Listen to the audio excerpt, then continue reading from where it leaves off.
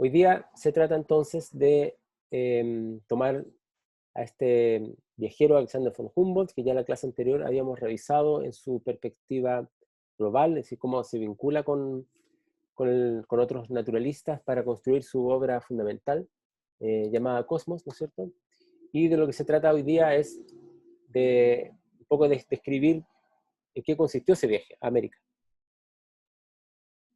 Cómo ese viaje, ¿no es cierto?, tuvo una influencia también para lo que es la ciencia y qué tipo de ciencias construyó. La clase anterior giró en torno a que él no estaba solo, sino que se rodeaba de un conjunto de personas que le suministraban datos para construir su trabajo, pero habíamos mirado a este naturalista Alexander von Humboldt en Berlín, esperando, ¿no es cierto?, los datos que les mandaban de diferentes partes del mundo para construir su gran libro llamado Cosmos. En la clase de hoy día es un poco distinto porque vamos a mirar el viaje. O sea, él en América vamos a mirar en qué sentido eh, marcó un punto de inflexión para la ciencia desde el siglo XVIII, fines del XVIII y comienzos del XIX. Él parte efectivamente a fines del siglo XVIII, 1799, desde España rumbo a América, desde el puerto de La Coruña, con Amélie Bonpland, que es su acompañante, que es un botánico. Bonpland es un botánico francés. Alexander von Humboldt es prusiano, pero toda su carrera como naturalista, o gran parte de ella, la hizo en París. Entonces se rodea de gente, digamos, de ese lugar. Y él consigue un permiso al rey, ¿no es cierto?, para poder viajar a América. Ustedes lo habrán visto en el colegio, recordarán que cuando América era administrada, era parte de la colonia española, los extranjeros no podían entrar a América, o sea, tenían que tener un permiso. Y él estaba un tiempo en Madrid para conseguir ese permiso. Em, la primera parte del viaje tenía como destino la isla de Cuba, que es un poco emulando tal vez, muy cercano a lo que es el propio viaje em, de Cristóbal Colón. Pero, ¿no es cierto?, una epidemia a bordo lo obligó a dirigirse a Cumaná, actualmente en Venezuela, que es el puerto más cercano en tierra firme, llegando al 16 de julio de 1799, como parece ahí, ¿no es cierto?, a América. Eh, en Venezuela, Humboldt y Bonpland se dedicaron a explorar gran parte de su territorio y lo describió de esta forma en una carta a un colega. Este podría ser, por ejemplo, un documento que podríamos poner dentro de la actividad. Voy a leer el documento, ¿no es cierto? Y ahí vamos a sacar algunas ideas que podemos tener.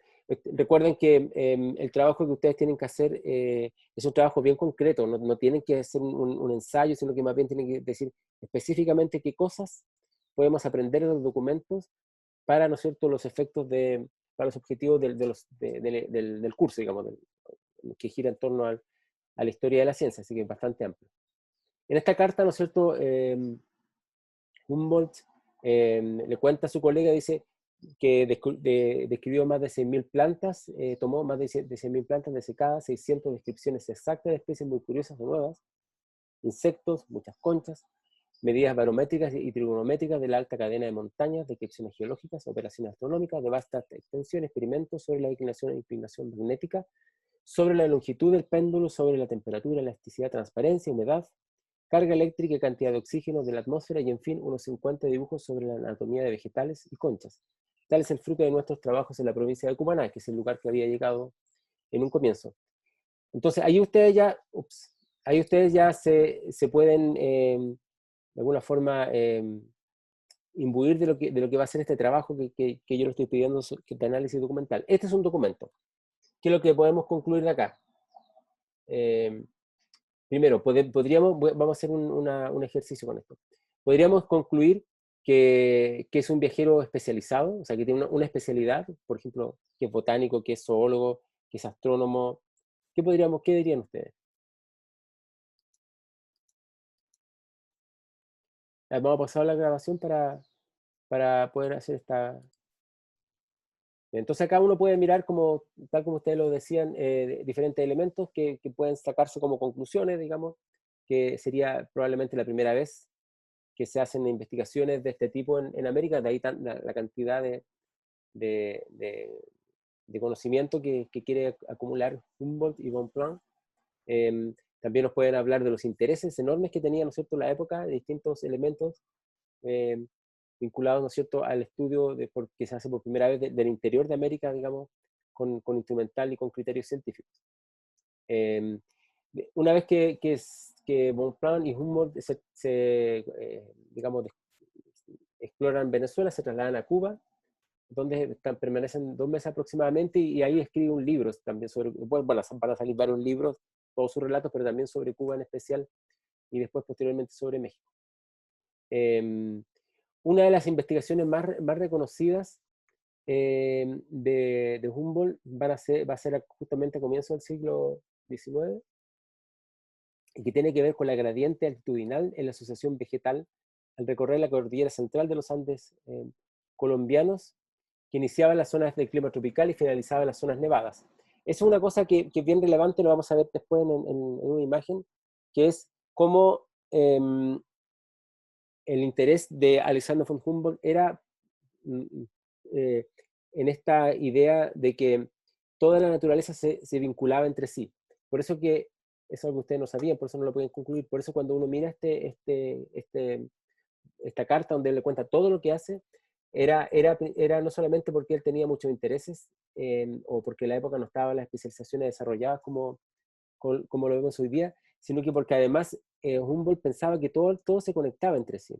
Por lo tanto, la altura conecta claramente eh, con el tipo de temperatura, ¿no es cierto? La altitud también, ¿no es cierto?, con la gradiente solar, etcétera. Entonces, hay una relación que él establece entre un elemento y otro, y por eso es que no puede ser especialista, porque para estudiarlo de una mirada amplia, diríamos hoy día holística, de hecho Humboldt se le llama como el creador de la idea de la ecología, hay que mirarlo de esta manera. Yo me gustaría que lo pensaran y de alguna forma lo registraran en sus apuntes. No es simplemente que es un hombre digamos, ilustrado, casi como salido de la época renacentista, ¿no es cierto?, que se interesa por todo, ya no, el Renacimiento, por supuesto, no está en el siglo XVIII, sino que la mirada de Humboldt es una mirada que busca las relaciones de las partes y que forman finalmente un todo. Entonces, es en esa relación, en ese entrelazamiento, es donde él ve cómo funciona la naturaleza. Y por eso la naturaleza está completamente interconectada para él. Y de ahí, ¿no es cierto?, que no puede hacer una investigación específica, pues tiene que tratar de abarcarlo todo de alguna manera. En Ecuador, bueno, ahí, como dije, perdón, antes, en Colombia entonces vería lo que son la altitud, altitud, digamos, y después también la latitud para poder, ¿no es cierto?, ir analizando cómo se van sucediendo los diferentes climas. Evidentemente, ¿no es cierto?, el clima cambia también, no solamente por la cercanía o la lejanía del trópico, sino que también en la medida en que uno asciende, ¿no es cierto?, en altura y la temperatura es mucho más baja. En Ecuador, ¿no es cierto?, realizó un viaje que es el más famoso de todos, que el Cerro del Chimborazo, que está ubicado, hoy día sabemos, en 1268 metros de altura, y que para la época era como el Everest, era la cumbre más alta que se conocía. No se había medido el Everest todavía, que son 8800 y tantos metros de altura. Por lo tanto, estos 6268 era el monte más alto conocido, y él lo asciende, no llega a la cima, pero llega muy cerca, sin implementos como los que usamos hoy día, digamos, con mucha dificultad, pero él asciende. Y acá, ¿no es cierto?, podemos ver una imagen que es una de las imágenes más famosas de geografía de las plantas en los trópicos, en los países tropicales. Eso está en alemán, pero originalmente está publicado en francés. No, sí, este en alemán primero. Y acá tenemos, primero, tal vez no se puede ver bien, no sé si lo puedo agrandar. Ups. Un momento, ya me confundí. ¿Ven bien la imagen o no? ¿Se ve? Se ve, pero el texto no. El texto no, dice geografía de Pflanzen in the Tropenländern, que es en alemán, geografía de las plantas en los Andes, en los países tropicales. Los textos no lo van a ver acá, pero aquí pueden ver, este es el Chimborazo, ¿no es cierto? Este es el monte. Lo interesante acá, ¿no es cierto?, es que acá tiene distintas mediciones. Aquí dice metros, y aquí están los metros. Ustedes pueden ver acá, ¿no es cierto?, que este es como una XY, es como una, digamos, como una manera de hacer las mediciones. Entonces, acá ustedes tienen la altura. Aquí está la altura en metros, ¿no es cierto? Aquí llega hasta acá, no se vea, pero está a altura. Entonces, tú puedes saber que si uno estuviera ubicado acá, estaría a esta altura. Eh, y por acá, ¿no es cierto? Por este lado están, bueno, lo mismo está el, los identificaciones, por ejemplo, aquí dice, em, ¿cómo se dice? Animales. Entonces uno puede ver a qué altura estaban los distintos animales que componen este espacio que estamos acá hablando del Chimborazo. Y acá, ¿no es cierto?, está la altura de las plantas. Entonces, esta planta que está acá está a una altura determinada, ¿no es cierto? Esta planta, aquí hay una descripción de las plantas. Y todo esto que está acá son los nombres de las plantas. No se alcanza a ver acá, pero estas son letras. Todos son nombres de plantas que él pudo registrar en el viaje. Acá hay un conjunto de informaciones. Como dije, se puede leer acá, ¿no es cierto? Esto que está acá es la información geológica, que está aquí a la derecha. ¿Pueden ver el cursor cuando lo muevo? Sí. Sí, se ¿Sí? ve. Ah, ya, genial. Se me había olvidado que se puede ver. Bueno, aquí, ¿no es cierto? Esta es la información geológica. Es lo que está acá, por eso es toda una descripción. Acá está, ¿no es cierto?, el tipo de líquido, de agua. La composición química del agua. Acá, ¿no es cierto?, están los animales.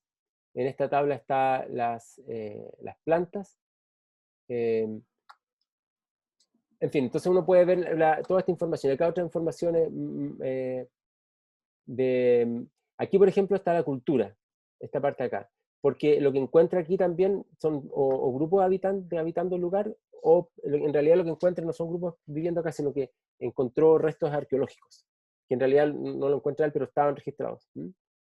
Entonces, también acá aparece eso.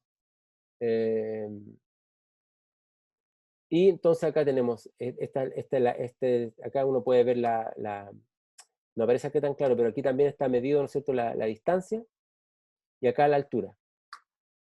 Y aquí están los metros, y acá podemos mirar la temperatura, según el barómetro.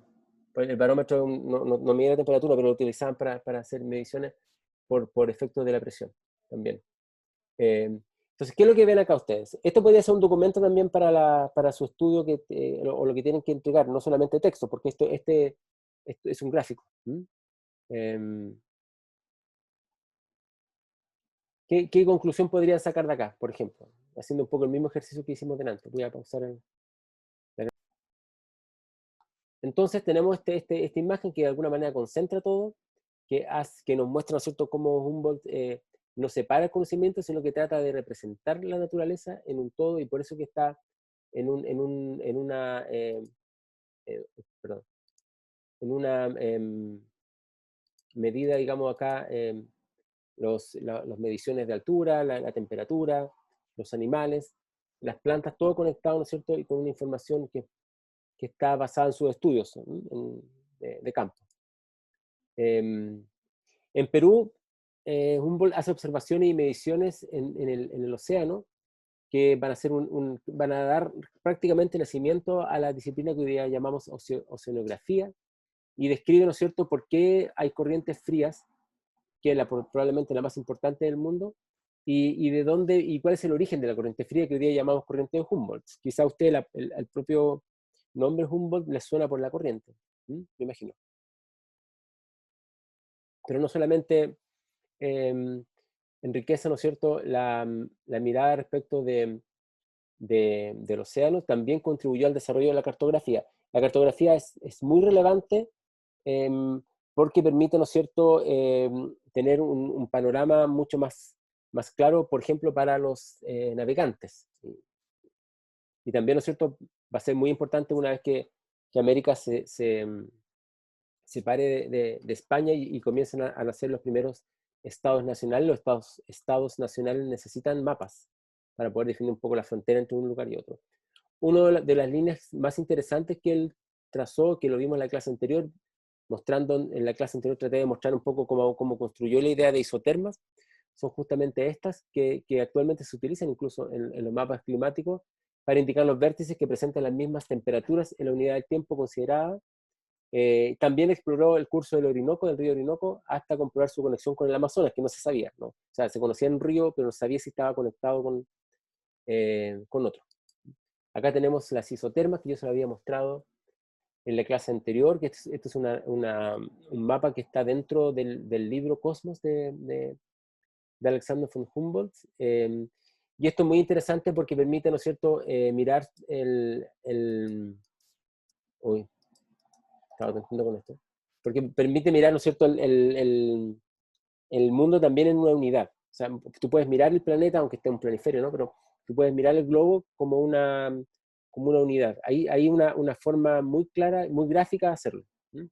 Porque si uno comprueba de que las temperaturas se mantienen a lo largo de ciertas isotermas o que cambian a lo largo de ciertas isotermas que recorren el planeta, uno puede después combinarla con otras cosas. Por ejemplo, con la existencia de especies que están en las mismas o vinculadas a las mismas temperaturas, etcétera, ¿no? Puede hacer un estudio en ese sentido. Uno de los viajes más conocidos es el que hizo a México, que lo arriba, ¿no es cierto?, en 1803, donde trazó el primer mapa de la bahía, pero hizo muchos mapas más. O sea, donde él iba, hacía mapas. Y son mapas que debo decir, que no lo dije, que están construidos sobre mediciones astronómicas.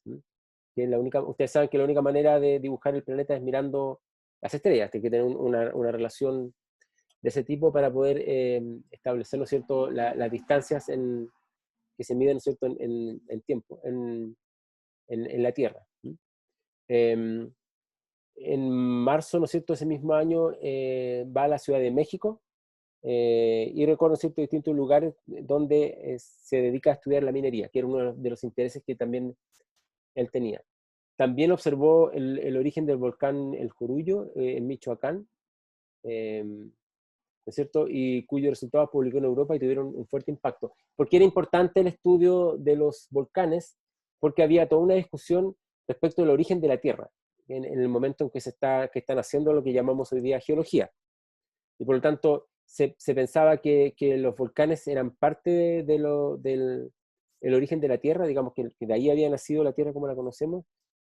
Otros hablaban que el origen tenía que ver más bien con el mar. Y ahí estaba como toda una especie de división entre unos científicos y otros, que decían que el mar era el más importante y otros que el más importante eran los volcanes. Humboldt, por supuesto, creía en los volcanes y por lo tanto hacía estudios sobre eso, porque también estudió los mares, pero los volcanes le daban una cierta importancia por el poder que tienen los volcanes de transformar el terreno, de cambiar el terreno. De hecho, Humboldt se da cuenta, ¿no es cierto?, que a lo largo de la cordillera de los Andes existe lo que llamamos hoy día el cordón de fuego, que es una hilera, una seguidilla de volcanes que están a ciertas altitudes, y también se interesó por esto porque pensó que esto había tenido una relación con la formación del terreno, cosa que sabemos hoy día que es cierto, porque para la época de Humboldt no se pensaba todavía en una visión que miramos hoy día como placas tectónicas que están, ¿cierto?, vinculadas también con la actividad volcánica. Entonces también realiza ahí observaciones que van a tener un fuerte impacto en esta discusión entre quienes creían que los volcanes eran los más importantes constructores de la Tierra versus, ¿no es cierto?, los que creían que era el mar. En España, en Nueva España o México actual, se queda, ¿no es cierto?, mucho tiempo, casi 2 años, y realizó las tablas geográficas políticas del Reino de Nueva España, donde en una publicación que fue además pedida por el virrey de México, hace, ¿no es cierto?, digamos, describe, ¿no es cierto?, la superficie, la población, la agricultura, fábricas, comercio, minas, renta y fuerzas militares de México. Es el tratado más importante sobre la composición demográfica y económica de México. O sea, eso es interesante porque significa que no solamente él tenía un interés en las plantas, en la astronomía, en la meteorología, posteriormente también en la astronomía, sino que también tenía un interés en la población que vivía en esos lugares. Y por tanto, esto también recoge ese interés. Acá tenemos un mapa con la expedición. Podemos ver que parte, ¿no es cierto?, de La Coruña en 1799, ¿no es cierto?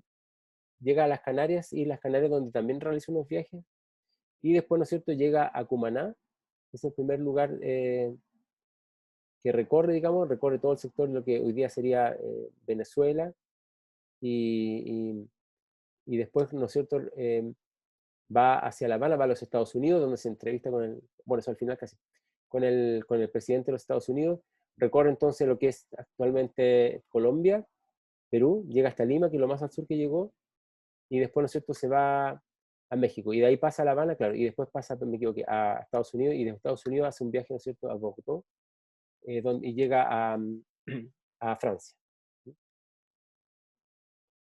Em, Él no llegó a Chile, lo más al sur que llegó fue Lima, tampoco estuvo en Argentina, ni en Brasil, pero en Brasil hay bueno, estuvo cerca en el fondo.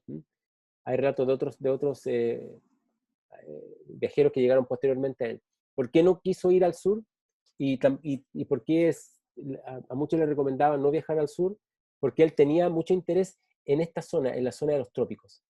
La zona de los trópicos era un lugar que para Humboldt representaba de alguna forma una llave para entender la naturaleza, cómo se combinaba entre sí. Y porque además, también hay que decirlo, era muy distinto al lugar donde él venía. Entonces, mientras más al sur se encontrase, eh, la naturaleza podía ser más parecida a la que tenían en Europa, por lo tanto no tenía mucho interés. A Estados Unidos va, que es el sector más, hasta Austral, pero este es más del norte, digamos, como en latitud, también, ¿no? Por un interés político, por hablar con el presidente de los Estados Unidos, y él va a ser el primero que escriba sobre la posibilidad de abrir un canal en lo que actualmente es Panamá, en este sector.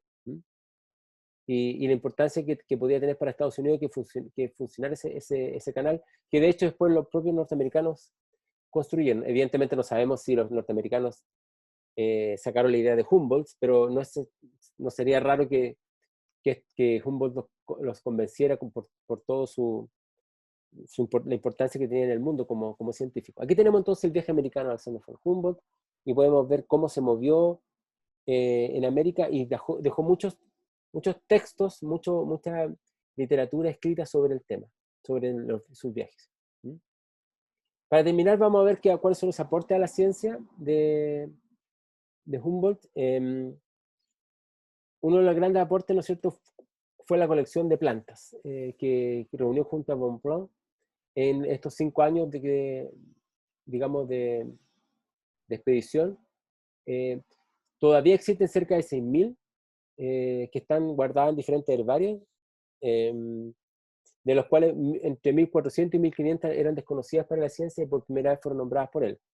Gran parte de esas plantas están en museos actualmente de historia natural, en el Museo de París, en el Museo de Berlín, y en otros lugares del mundo uno los puede ver. De hecho, en Berlín, en el Museo de Historia Natural, existe un sector que prácticamente tiene solo objetos que Humboldt envió en su época, desde América. Lo enviaba durante el mismo trayecto, iba enviando continuamente objetos a los museos y otros personajes importantes también en Europa. La subida al volcán Chimborazo es lo más relevante en cuanto a expedición. Pues se contaba como dije, como la altura más alta del planeta. Lo interesante de esto es que no fue solamente una aventura, uno lo podría ver como una aventura, evidentemente que se puede ver así, ¿no es cierto? También hizo mediciones precisas de la altura y diámetro de los cráteres, entre otros detalles. Entonces, ya vimos en la imagen cómo él relató y puso en un mismo espacio diferentes elementos vinculados con este volcán.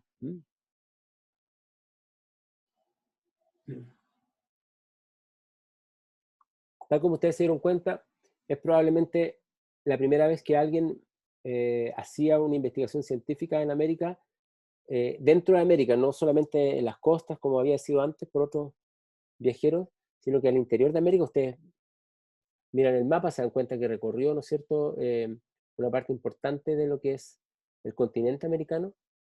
eh, por supuesto no todo porque es muy grande, pero una parte. eh, y lo hizo utilizando cerca de 50 instrumentos que llevó, ¿no es cierto? Entre ellos termómetro, cronómetro, sextantes para poder, ¿no es cierto?, hacer las mediciones astronómicas, electrómetros, ipsómetros y aparatos galvánicos, entre otros, ¿no es cierto? Y con esos aparatos pudo hacer investigación científica. Al mismo tiempo estudió la composición química del aire, la temperatura del agua. Ya sabemos ya que descubrió, ¿no es cierto?, que había una temperatura menor a lo que era la latitud en las costas peruanas, lo que lo llevó a concluir que había una corriente que venía desde el polo y ascendía hacia el norte por la costa sudamericana, que hoy día conocemos como corriente de Humboldt. Pero también estudió algo que era muy importante para la época, que era el magnetismo. ¿Sí?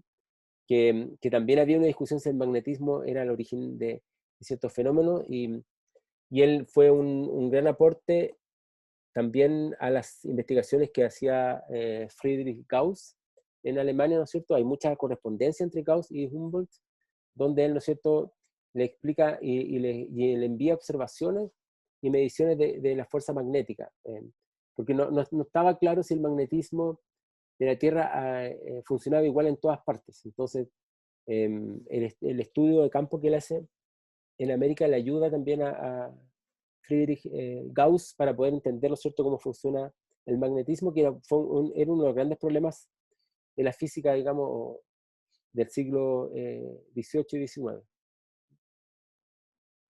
Un aspecto que se destaca hoy día de Humboldt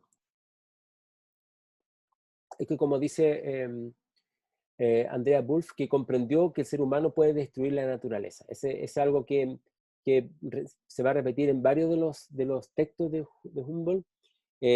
Cuestionó los efectos negativos, por ejemplo, de las plantaciones coloniales sobre el medio ambiente, cómo estaban alterando el medio ambiente. Recuerden ustedes que durante el periodo colonial América fue un escenario en el cual plantas de interés, ¿no es cierto?, para el comercio, como plantas tropicales, ¿no es cierto?, se empiezan a implementar en América, y bueno, también se llevan plantas de América hacia otras partes. Eh, y, ¿no es cierto?, eso también generaba cambios, y Humboldt lo mide, lo estudia y lo discute. Eh, pero no solamente eso, que podría tener un efecto medible y puede ser hasta discutido, también vio la devastación por ejemplo, de ríos como en Venezuela, donde los españoles construyeron una presa para controlar las inundaciones, y, ¿no es cierto?, y ve cómo eso había destruido el terreno, o el incontrolable cultivo de perlas, que ya entonces estaban acabando con las reservas de ostras. Entonces, él se da cuenta también respecto de la selva amazónica, se da cuenta cómo los seres humanos podían alterar, ¿no es cierto?, la naturaleza, y eso era irreversible. Y eso lo podía hacer porque él no solamente estudiaba la geología o la astronomía o lo que sea, sino que él lo veía como un conjunto. Por lo tanto, si uno lo mira como un conjunto, lo que hoy día llamamos la ecología, puede, ¿no es cierto?, ver que un cambio en una especie trae digamos, un desequilibrio, y eso lo ve de forma muy brillante. También fue muy crítico con la esclavitud y el maltrato a los indígenas que constató durante su viaje. Eso fue algo que él discutió también en sus relatos de viaje. Bien, entonces, no sé si hay alguna pregunta antes de terminar.